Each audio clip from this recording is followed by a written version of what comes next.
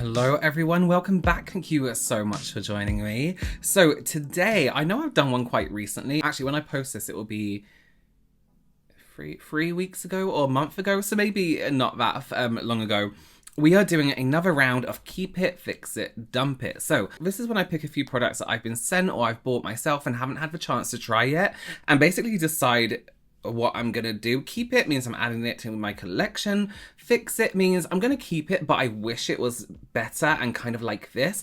Dump it means I'm not actually throwing it away. It means it gets donated, or I give it to somebody, or I put it aside for another video where, you know, like a second chances video, or products I regret buying. So let's get into it. England is doing this thing where it decides to be warm for a few days, and it's too much. Okay, I need a fan. So let's do it. I already have on eyebrows and eye primer, but I do have a few interesting things here in front of me. So what I'm going to do, I'm going to start with the eyes. So for the eyes today, we are using the Revolution and Soph Super Spice palette. I do have the other spice palettes, and I've liked them so far. And this is the inside. Oh. You know, I'm trying so desperately not to look at these purples, but they look so good. So we're going to give that a go. And I do have a few other bits from the collection which we're going to use throughout this video also. So let's get into it. Let's do... So straight up, I'm looking at the palette, and the good thing about palettes like this is if I'm feeling, I mean, when you look at it, first of all, you're like, oh, it's quite a colourful palette. But when you actually look a little bit closer, you have enough neutrals here to make like an everyday. You can have, you know, your warmer tones and you have some colder tones. So this is a really great all-round palette in terms of the shades and the colours. I don't know where to, I feel like I've done purple and blue recently and green. But then if I was not to do it, and I've done this, Okay, you know what? It's going to have purple tones, and there's nothing I can do about that. I'm sorry. I'm sorry if you're bored of purple. I can't help it. So let's start with the shade Lockdown, which is this kind of, you can see the colour. Okay, let's start with that right in here. I want to just think a little bit. Usually I start with my outside corners, like this way in, but I kind of want to fade this.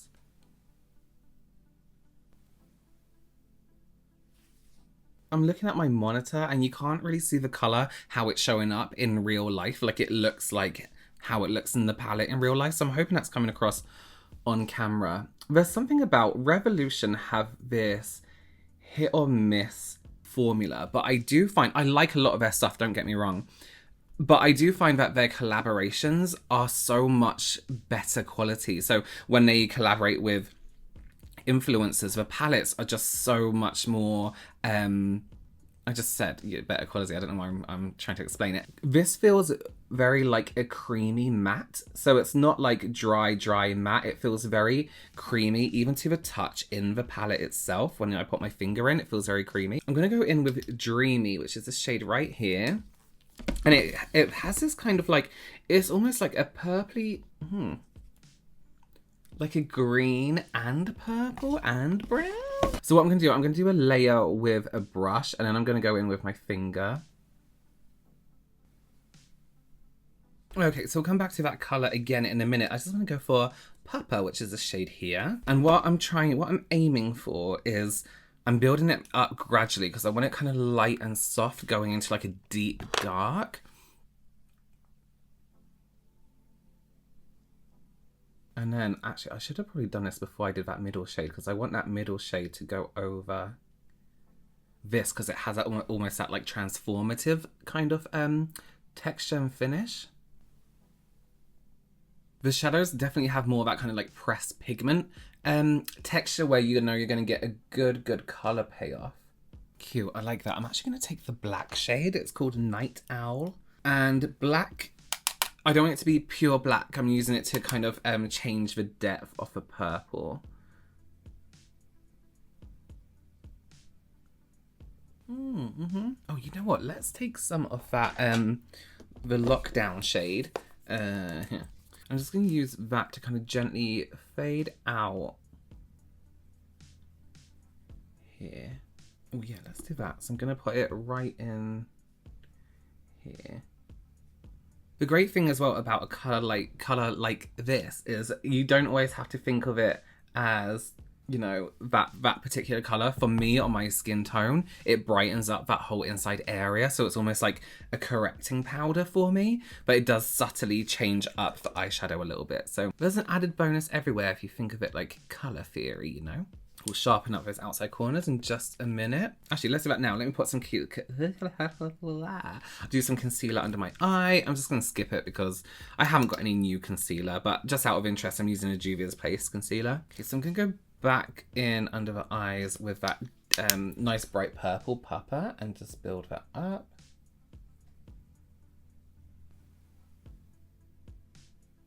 I'm going to take Dreamy again and just tap that under here.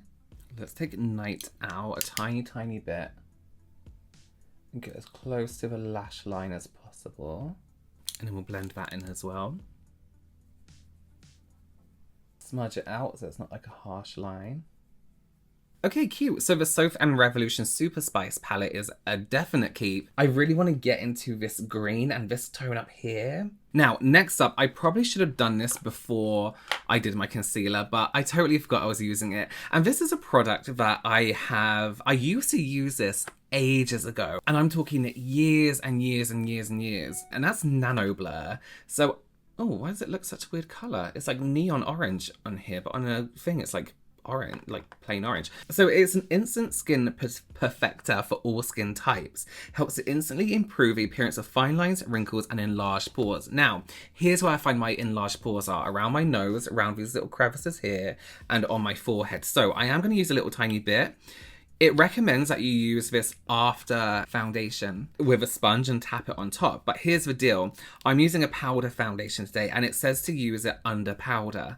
So I'm going to do that. And I do remember really liking this because it does just blur, like it says, fine lines and wrinkles and texture skin. This feels, I feel like maybe they've improved the formula because this doesn't feel as...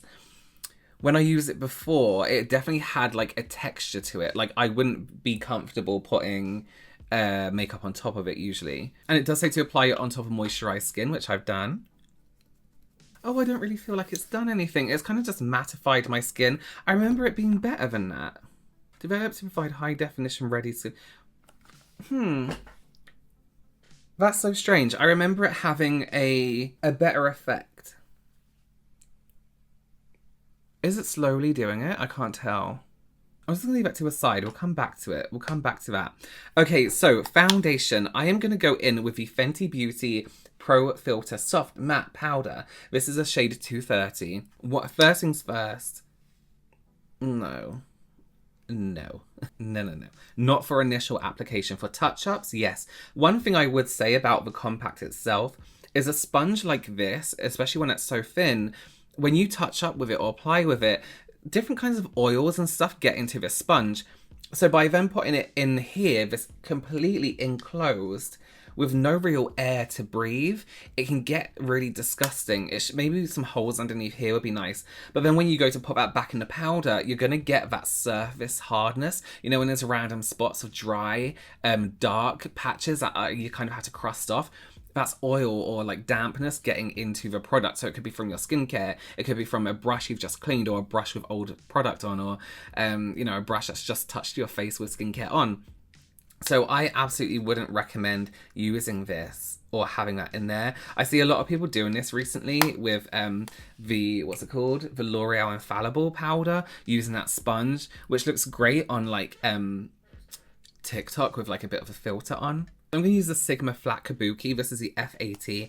And this is how I use powder foundations on anyone with a flat brush. And I do it in circle motions going outwards like this. You can still get the full coverage with a brush because it's still that flat like density, you know, that the sponge has. It'd be interesting to see how this sits on top of that blurring stuff. Bit of a strange smell, if I'm honest. I would like some more coverage up here. I've kind of been picking my forehead recently, which I know we shouldn't do, but that's life, isn't it? It has a weird smell. It kind of smells like plastic. So I always take a smaller brush afterwards and just go in the areas that maybe need a little bit more precision, sorry.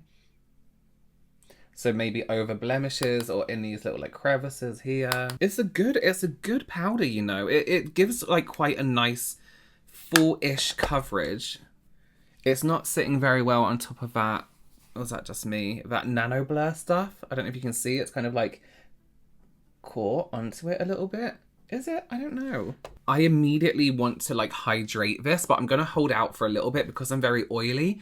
I kind of want to see how it sits on my skin, and usually it sits fine with oil. I'm going to put that aside again just to see how it looks in a minute. Okay, let's go back to Soph and the Revolution collection, and let's take a look at the highlighters that came with the collection. So there is Sugar Frosting, which is quite a light highlighter. There's Cookies and Cream, which is this one here. That's a nice gold tone. Ooh. And then there is Honey Glaze, which is this a lovely gold and kind of like rose gold tone there. I'm going to go in with both the Sugar Frosting and Cookies and Cream. I'm going to start off with Cookies and Cream because it's that mid-tone. I'm going to start with this more like intensely gold side first and just build that up on like a larger scale. Oh yeah, it's nice. Nice. Oh, I like that a lot. Yes. And then I'm going to take the lighter shade and I'm going to go in with literally the lightest one in here with a very small brush, like an eyeshadow blending brush. And I'm just going to place that on the highest points of that highlight to get a really intense shine there. Almost like, you know, when you see like thermal, is it thermal readings? I don't know what I'm saying. You know what I mean. So then can you see how it just catches more there and then gradually catches the rest? And I'll use that everywhere else. I want to do a bit more of a highlight. I also do the smallest amount on my forehead because I've used a lot of powder products and my forehead has more kind of texture on it. I don't really want to add too much. These are stunning. They look so smooth on the skin. So keep all of those. So I got the Dose of Colors and Nyma Tang Nude Lip Set. These shades look edible. They look yes, like you can eat them. So let me just show you the whole set here. So we have the lip liner, the liquid to matte lipstick. We have the Stay Glossy lip gloss, and then the classic lipstick. I absolutely love a shade like this. So what I'm going to do, I'm going to take the gloss first. I haven't really used Dose of Colors that much. I think I used one of their glosses in like a Halloween look. I'm not sure why, because it wasn't really like Halloween-y. Oh,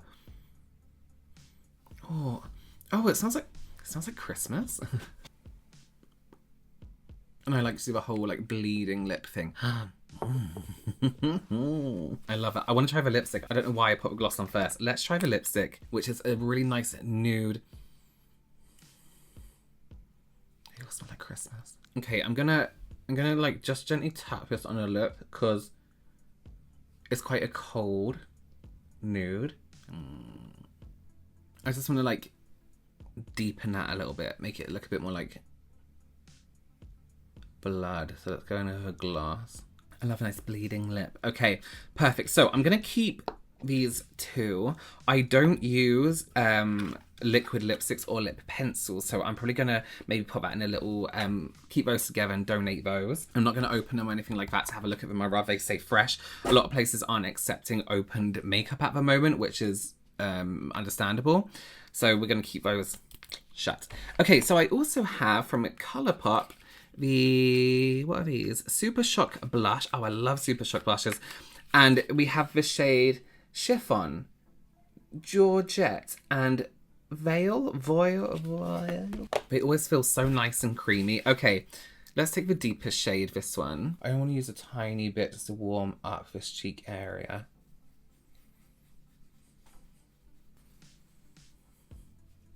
Cute. I like Super Shock blushes anyway, so I'm going to keep all of these.